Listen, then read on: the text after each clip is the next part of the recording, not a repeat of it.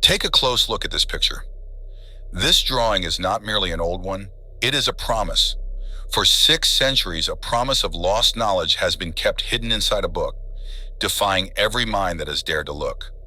A script that appears authentic, but has absolutely no meaning. An alphabet that has triumphed over the brains that cracked the most difficult World War II codes.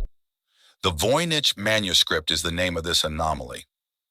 This codex, which is carbon dated to the 1400s, speaks a language that is incomprehensible to linguists, historians, or even modern supercomputers.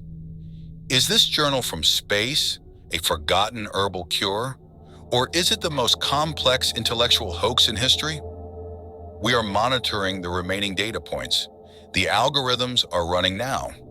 Finally, we ask, what was the author's true intention?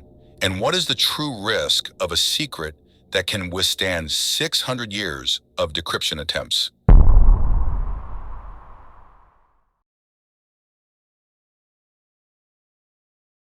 To understand the true risk of the Voynich Manuscript, we need to go back to 1912 in order to comprehend the actual danger posed by the Voynich Manuscript. Wilfrid Voynich, a Polish rare book dealer, discovered this book in a shadowy area of Italian history. He discovered it locked in an ancient monastery safe close to Rome. With an expert's eye, Voynich recognized right away that this was no ordinary book. He was aware that he was in possession of an artifact that had been passed down through the hands of people in secret for hundreds of years, a piece that had been missing from a puzzle. He found his way back along the trail of that secrecy. Some of the most mysterious people in Europe once owned the book.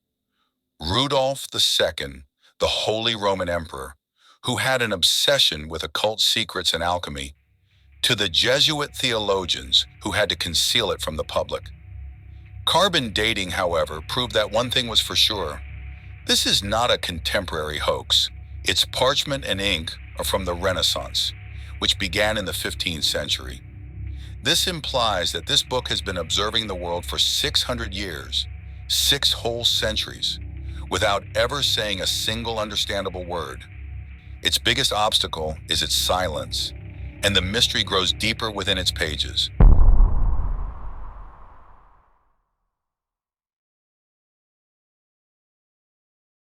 What precisely are these 240 delicate pages filled with?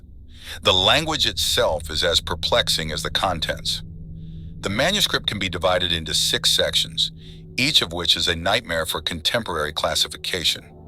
The herbal section comes first. We see carefully rendered plants on page after page. The unsettling reality is that none of these plants are found on Earth. They are carefully constructed fantasies, botanical chimeras. Was the author recording plants from his own frenzied imagination or from a lost world? The notorious balneological section, a site of strange ritual, comes next.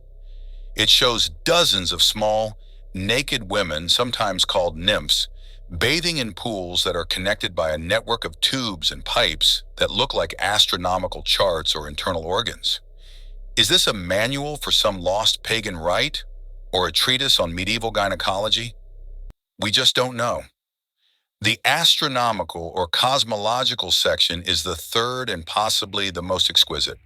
Concentric circles, odd celestial bodies, and zodiac symbols that hardly ever fit with what we know about astronomy in the 15th century can be found here. We know that this is not the Earth and possibly not even the sky. The irony is that a key to decryption should have been found in the elaborate drawings. They ought to have given background information. Rather, they simply make the problem more complicated, proving that the Voynich Manuscript is essentially a book about nothing that we can recognize.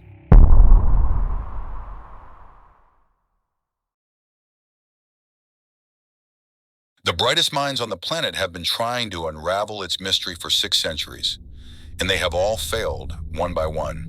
The Codebreaker's Graveyard is a well-known title for this manuscript. The National Security Agency, or NSA, assembled the brightest minds. the analysts who had deciphered the most challenging codes of the Nazi regime and awarded them the Voynich after World War II. Their verdict? It was more difficult than anything the Third Reich could have come up with. They left defeated.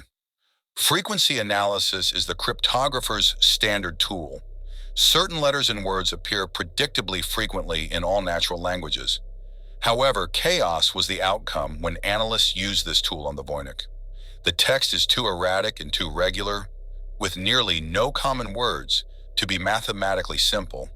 It goes against the fundamental rules of communication.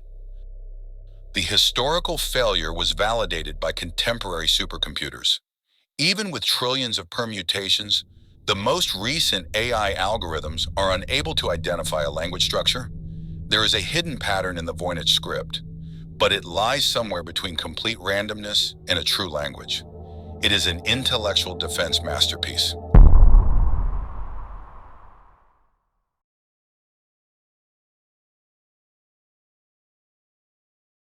What is the Voynich Manuscript if it isn't a language and the code breakers didn't work? The theories are just as complex as the pictures. The first theory is the intellectual hoax. The book, according to many critics, is a magnificent, multi-century fraud. It was possibly created by its purported original owners, such as Edward Kelly, an alchemist who sold Emperor Rudolph II secrets. The purpose of the purposefully meaningless text is to appear genuine for as long as possible in order to earn a substantial amount of money. In that case, it is the most successful intellectual scam in history. The forgotten tongue is the second theory. According to a different theory, it is a real language that we haven't yet discovered. Maybe a language hidden by another language.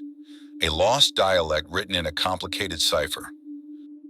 According to this, the book contains accurate, crucial information, possibly a proprietary alchemical or medical formula, that the desperate author is trying to hide. The third theory is either the micrography or the madness. The darkest theory is this one, that the author merely typed their own rambling into an alphabet because they had glossolalia, or speaking in tongues, or that the text is a highly intricate type of micrography, with the meaning found in the letters' delicate strokes rather than the words themselves. A message waiting for the one person who knows how to look, concealed in plain sight.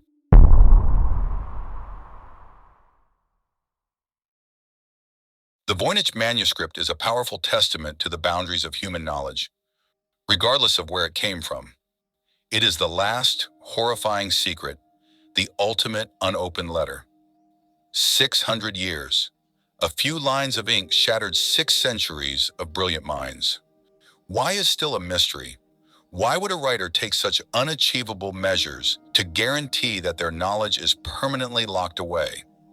And that brings us full circle to the risk that we presented. What is the perilous truth in this book? Was the church in danger because of a medical discovery? A map of the cosmos of an unreal world? Or is the only risk the one we take each time we look for meaning where maybe none exists? We are still awaiting the Voynich Manuscript. Its narrative is not complete. All of us are still looking. Tell me, what's the secret? What would you hope or fear to discover if you were the one who finally cracked the Voynich code? Leave a comment below with your theories.